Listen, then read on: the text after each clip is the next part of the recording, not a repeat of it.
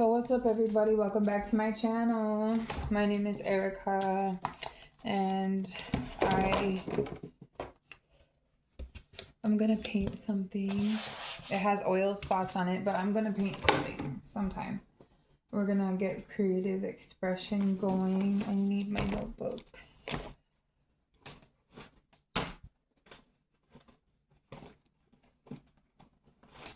I'm just excited for everything in the new year to come.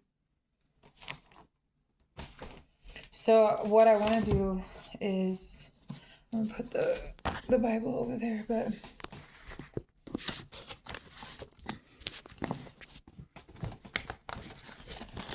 hold on. We're having some technical difficulties. Hold on. Okay, so this book, this is what I feel like God is calling me back into. And this is a psychology, marriage and family therapist. It's called Active Relationships. And we'll just read it together. It says, active relationships curricula are intended to provide education. Seminars using active relationships curricula are not intended as therapy or treatment or to replace therapy or treatment. These seminars include a variety of educational, illuminating, and often humorous experiences. At times, some experiences may occur involving emotions such as anger or sadness.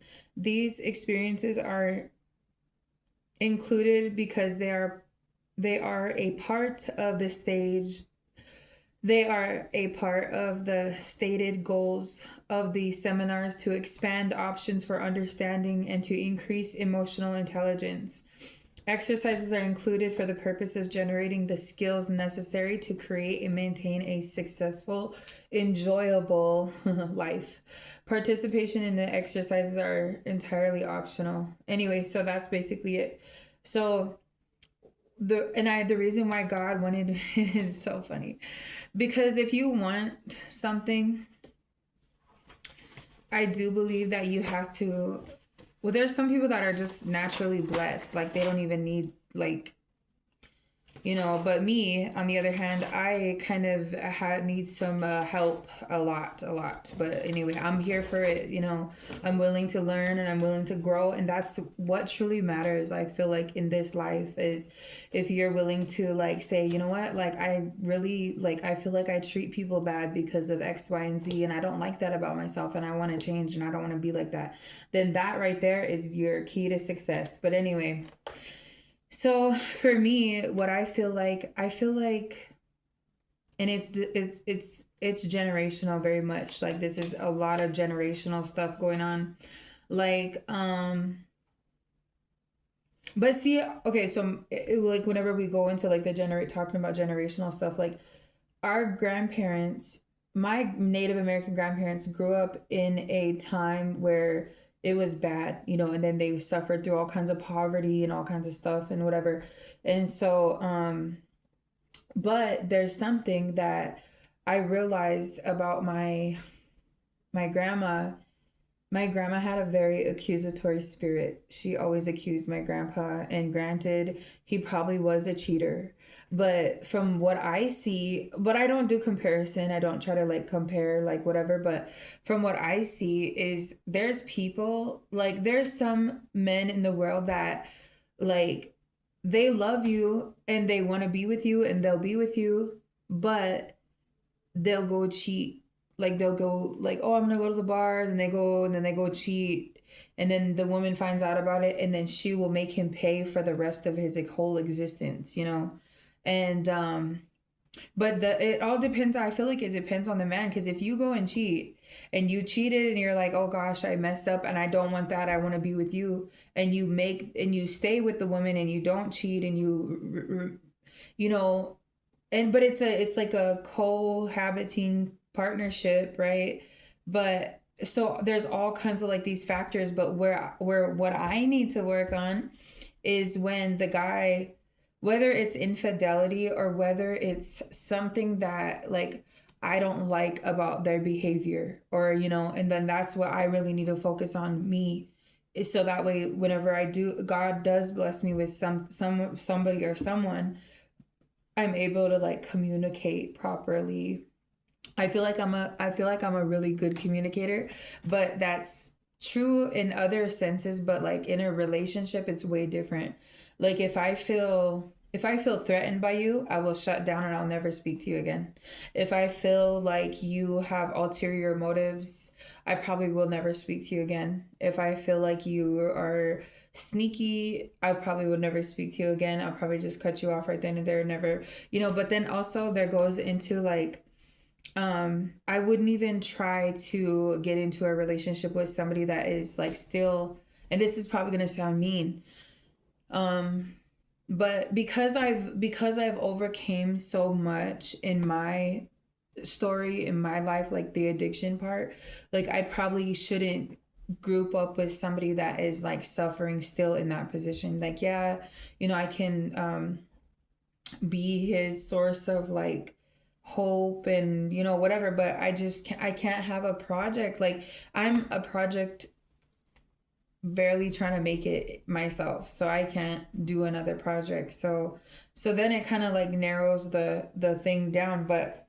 in communicating, so I'm trying to think, I'm like a delete, block, never knew you, don't talk to me, don't look at me type of woman. Like that's just the harsh reality about me. Like if I feel like any kind of way about you, that's how I'm coming, like for real.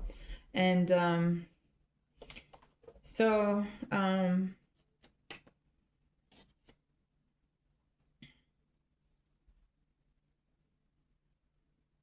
I feel like we should go into this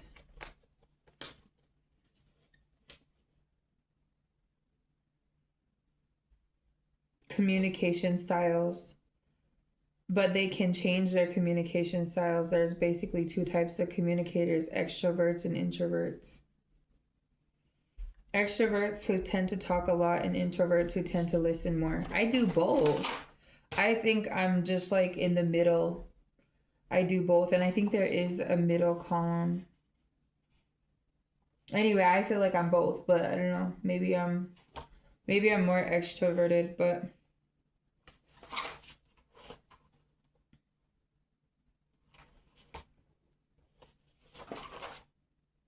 anyway, so it digs into like why you are the way you are, like, whatever.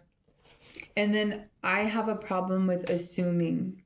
Like, and I think that it kind of does go into my childhood, of it goes into the childhood, like guessing what affects happiness: money, marriage, social life, negative emotions, age, health, education, climate. Does any of these determine your happiness? Circle yes or no. And then it says understanding choices in life that affect your happiness. Does money affect happiness? Yes, I believe so. Your social life. People who report being the happiest say they have friends and activities with friends. People who stay by themselves are isolated. They say they are less happy. That's true. Negative emotions, difficult circumstances. Having bad things happen in life does not mean people cannot be happy. People can be happy even after bad things happen in their lives. Sometimes people have hard times, but ending being very grateful and very happy afterward. Your age. People said in research study that satisfaction with life goes up with age. Health. What doctors say about how healthy a person does not mean that person will be happy or unhappy. Some cancer patients who are very ill may be as happy and as appreciative of life of those who are not ill.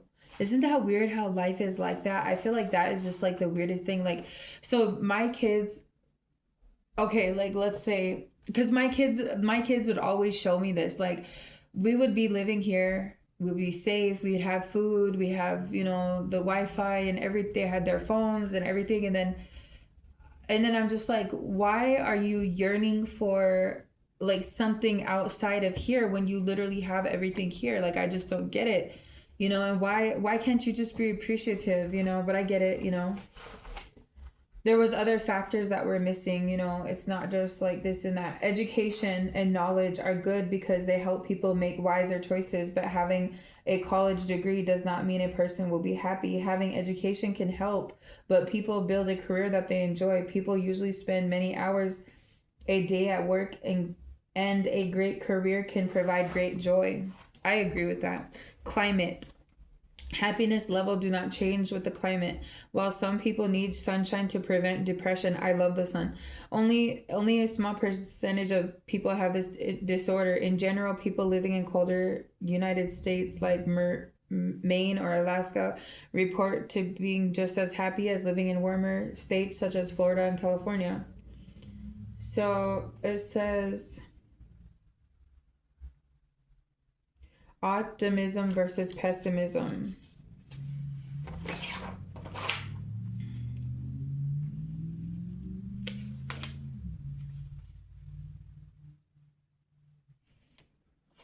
I don't know.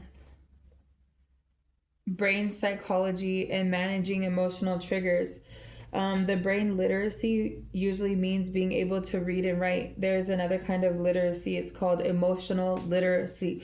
People are emotionally literate when they can read and understand and better understand their own emotions and other people's emotions. That's probably not me. Act wisely instead of reacting, which usually results in trouble. Achieve healthy relationships with people in friendships, at home, or work.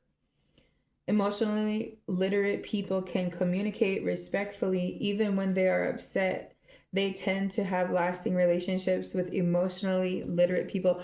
One thing that is coming to my mind is sometimes like I would like go back and forth with people, but lately I've just been like stating my piece and letting it be that, bro. Like not even like having to holler or cuss or say anything mean or anything or insulting. Sometimes I go to insults, but I need to get rid of that because God is not pleased with that, I don't like to insult, but I do that whenever like I'm really like if I feel threatened or sad or whatever. It's not a good thing though. I don't agree because I don't like being insulted, and I feel like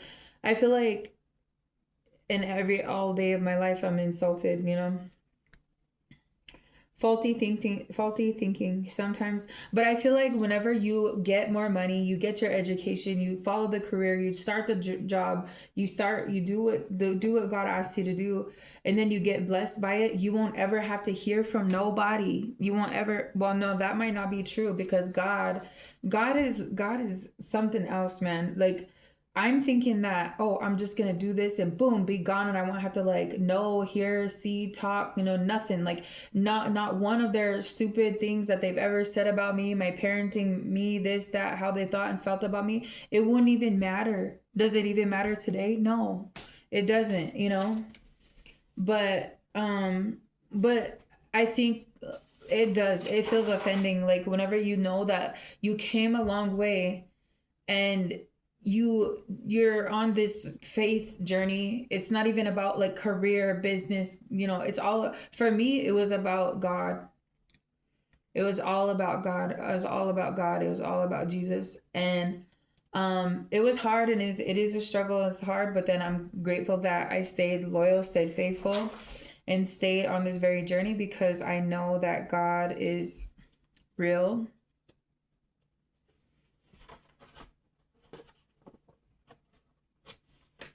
When people are calmer, their choices can be wiser.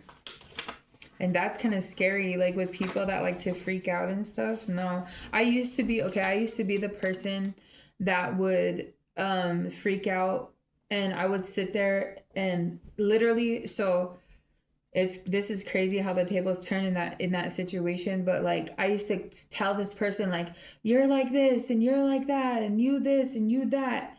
And whenever I pulled all of my energy back and I'm just like, I gotta get away from you, But then it's like, you have to realize like it's not just running away and blocking and deleting and all this and that. It's also being mature enough to make peace with it, you know, to make peace with like, you know, I at least I put my best foot forward. I tried my best. I know that I wasn't treating her no way. I know I said what I said, and I don't even take back what I said because I felt like I was right, but I'm sorry for insulting her, you know. And you know what? Taking situations to God and reiterating your heart in the matter of the thing, like saying like, say you and your dad got into it and you're like, yeah, and da da da and da da da, you know, and then you feel bad about it and you go to Jesus and you say, you know, God, like I just feel like he's wrong whenever he's like, you know, trying to judge me about I don't know. I really don't even know. You know what I mean? But like I feel like he's passing judgment on me because like I won't let my kids drink pop, or I won't let my kids listen to that hip hop music and he's judging me for it. Well, first of all, God is going to side with me on that one because, you know, but anyway, I'm not here to say whatever. I'm saying that if you want to be in a healthy marriage, healthy relationship, you have to learn your triggers. You have to learn like what sets you off. And a lot of people, that's what I said. Like I see it for, I was telling my friend, she picked me up and I was telling her, expressing to her a little bit about something else and whatever. And she was like, um, what did she say? Oh my gosh, why did I just draw a blank? She said, oh, we were talking about marriage, and I said, you know, I said that's why I feel like I don't believe like because I feel like it's too hard for people to like grasp onto. You know what I mean? And it's weird for me because like I've always had that desire to be married. But you don't even understand like whenever you're married, like you get attacked by the enemy and he's gonna get tempted by women, and if he's an insecure person he's gonna make sure that you know that somebody else is chasing after him because he wants you to like care in an insecure way, and you're not even mildly interested in caring in the beginning. And so the fact that she's coming in, but if God put this together and you guys are just trying to hurt each other and mess it all up and disgrace what God has blessed or what He's trying to bless, then that's on you, you know. But then that's why I feel like I'm under the curses of disobedience and all this and that is because, like, and people like always accuse me of like I didn't. Whenever I don't think people understand what a God ordained marriage is, and there's videos. I should go look them up and go find them for you. So, God ordained marriage is means God looks at a person and he says, I knit you together, I formed you in the womb, and I know how fragile you are as a person. I know you through and through like a piece of glass, and you're my child. And so I'm gonna pick who you marry, not you. You're not gonna pick, you're not even gonna have a say so. And so then whenever he shows up with the person, you're like, what the F, right? And then you know, this is no disrespect to them. If you go watch these videos, I should post it on my community tab so people could look at it. Because then I just know they don't believe. They believe in free will and God would never do that. And no. Maybe so. Maybe so. I wish I could believe like that. I wish I could believe like that. You know, and if I could move in my singlehood and be single by myself and not care about like this marriage and how I have to change and make all these become emotionally intelligent in order to like what are like to read all this, it kind of makes you feel like what are you actually prepared for. But if you ever realize something, certain people are in a marriage and whenever they fight they just shut down, they don't talk it through. And me, I don't even want to talk, bro. Oh my gosh, I'm getting a headache just even thinking about this. I'm getting a headache just even thinking about it. But then I don't want to be like those types of people that are just like, oh, no. I want to be like, whenever we hit a bump and we have a disagreement, I want to know how to like flow through it and not be like a weird flip out, triggered, violent, you know. No, we're not gonna do that. Sorry.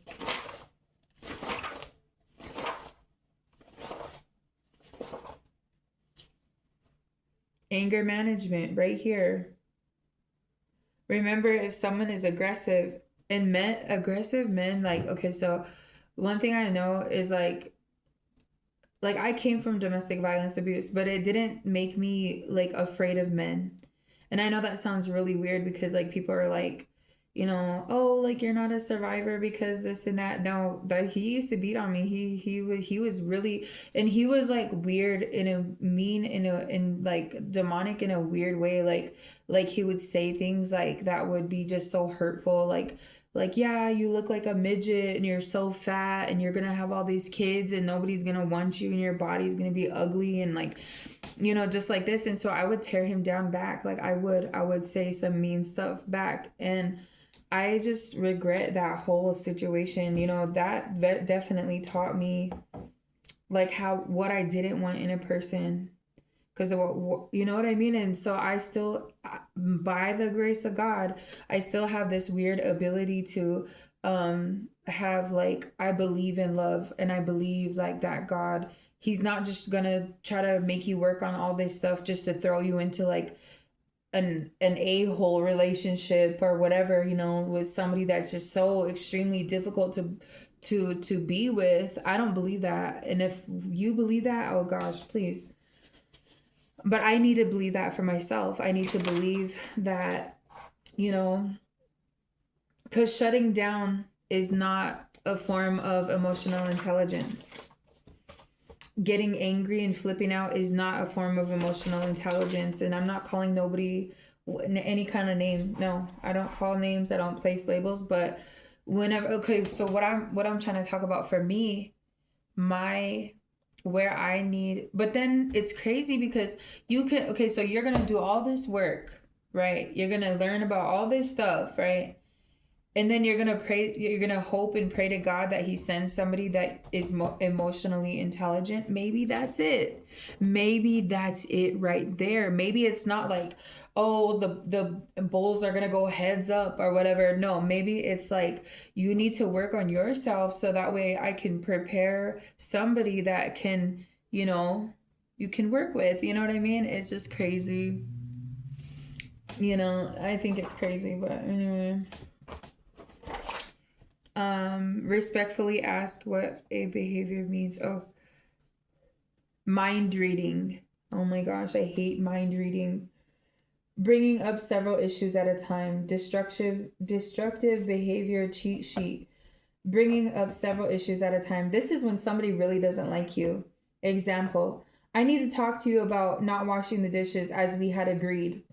And it frustrates me because you don't do your share of chores even when I remind you. Like paying the bills, we need to talk about that too.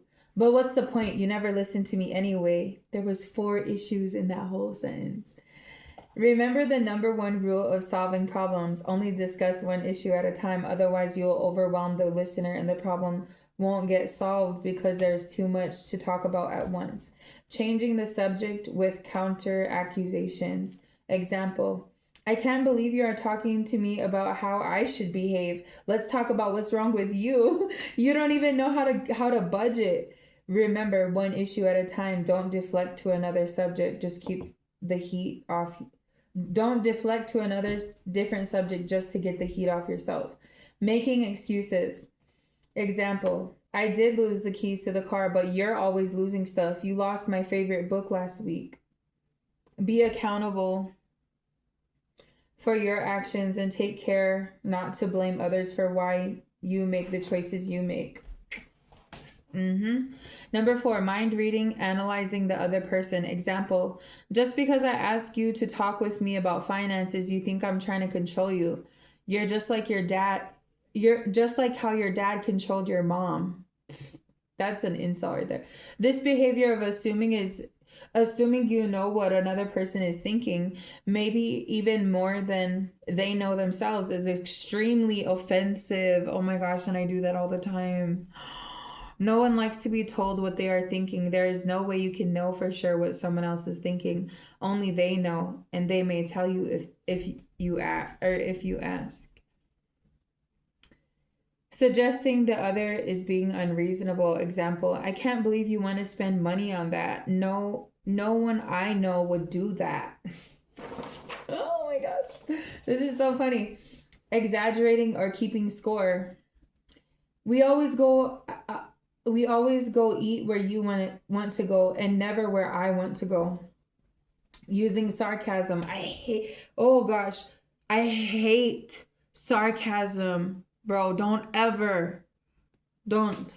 just don't do it. Don't do it, especially coming from a man. Don't do it. Using sarcasm. Example, I guess you think you're the financial wizard. Huh. Number 8, acting like a victim or acting like a martyr. This is probably me. Examples, that's okay. We can go watch a movie that you like. I'm used to it. Or, I only allow myself to shop at the cheapest stores even though I see other people who have more. I don't like that pity party. Showing or acting with contempt, either withholding or doing something purposely to get back at somebody.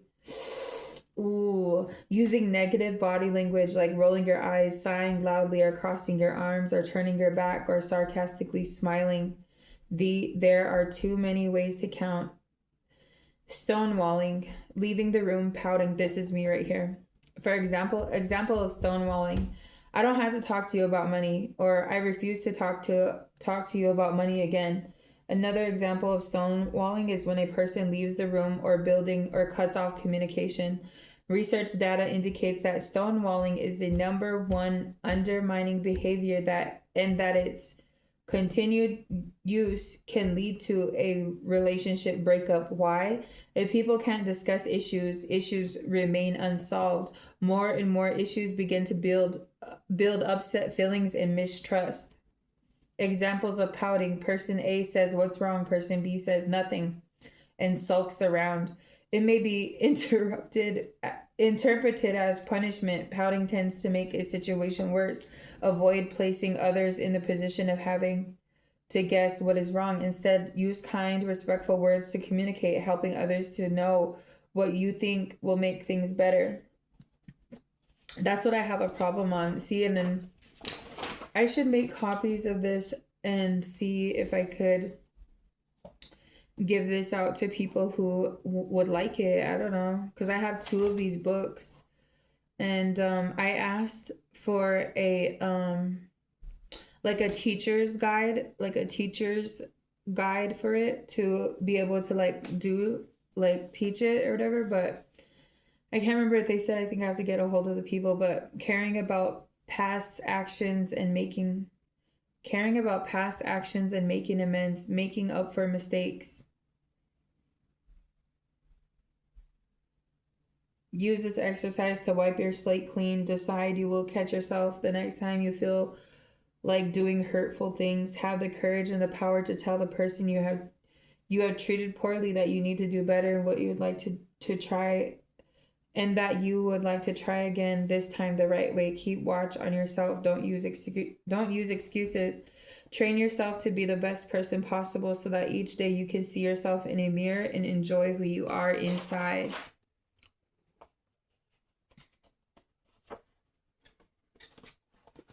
Anyway, thank you, Jesus. But yeah, I think this video is going to be...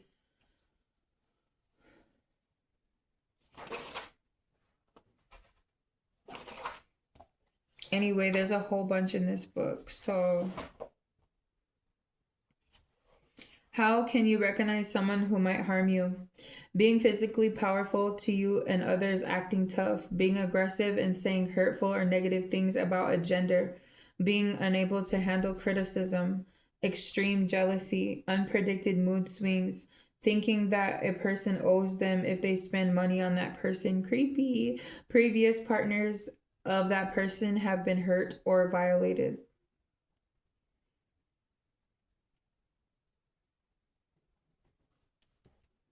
Oh, this is dating violence. I've made like this vow to myself, but no, I don't really put myself out there like that. But after my first relationship, I said like the next if a guy ever puts one hand on me, um, that's it. There is no explanation after that. You know what I mean?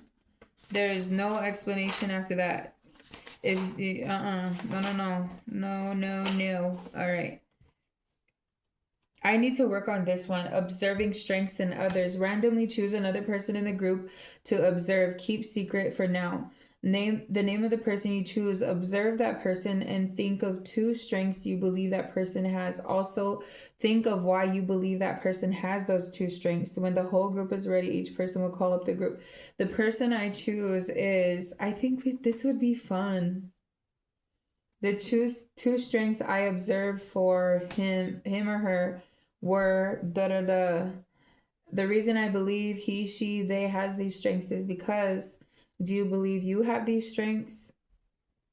You're asking them. And was I right about these strengths that you have? And then they get to write it down. That's pretty cool. What are my strengths? What strengths do I have? First,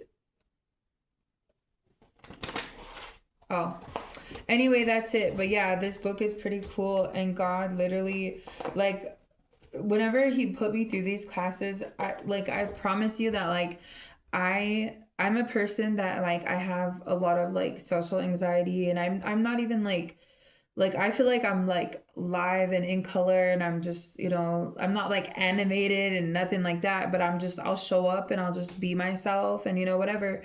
But at the same time, um like I would have like this anxiety and fear and stuff. Um and so this is one of the first classes that I took, and all the stuff that it had in there is clearly what I need to work on in depth though. So hopefully I can work on this stuff. I have a lot of stuff that I need to work on actually. I need to work on my math study, this and that stuff, and we're going to be bringing in the new year with a clean healthy body and clean healthy mind, clean healthy house, and everything is looking nice and it's looking good. God is setting everything up perfect, and God is going to get all the glory for all the things that are to come, And so just be humble, pray for your enemies. And like this says, I feel like, if you want to be a good human being, there's all kinds of different ways. It's not just more than one. But how do we attain that? How do we achieve that? We'll figure it out. But yeah, I hope you guys like the video. Like, comment, and subscribe.